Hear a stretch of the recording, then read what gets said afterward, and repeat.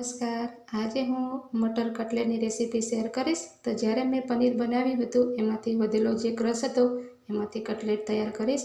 તો આ વિડીયોને જોતા રહેજો। સૌથી પહેલાં આપણે ક્રશ કરેલા વટાણા છે એ લઈશું, પલાળેલા પૌવા છે એ લઈશું, બાફેલા બટાકાનું ક્રશ છે એ એડ કરીશું, કટ કરેલી ડુંગળી ઉમેરીશું, છીણેલું ગાજર લઈશું, કટ કરેલી ધાણા ભાજી લઈશું। હવે આપણે બાકીના મસાલા કરીશું। સૌથી પહેલાં આપણે લસણ મરચાંની પેસ્ટ ઉમેરીશું,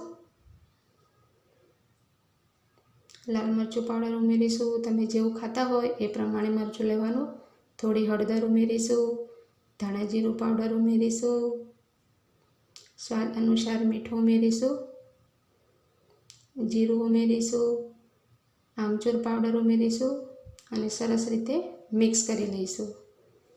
આ કટલેટ ખાવામાં બહુ જ ટેસ્ટી લાગે છે, તમે જરૂરથી ટ્રાય કરશો।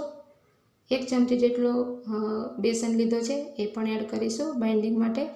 તમે ચોખાનો લોટ પણ ઉમેરી શકો છો। તો આપણું ખીરું રેડી થઈ ગયું છે। હવે આપણે કટલેટ બનાવી લઈશું। તમારે જેવા શેપમાં બનાવવી હોય એ રીતે તમે બનાવી શકો છો। હું વડા ટાઈપ જ બનાવું છું। આવી રીતે આપણે બધા જ વડા તૈયાર કરી લઈશું। હવે આપણે એને ફ્રાય કરીશું। એક એક કરીને બધી જ આપણે કટલેટ મૂકી લઈશું અને લાઇટ બ્રાઉન થાય ત્યાં સુધી એને ચડવા દઈશું।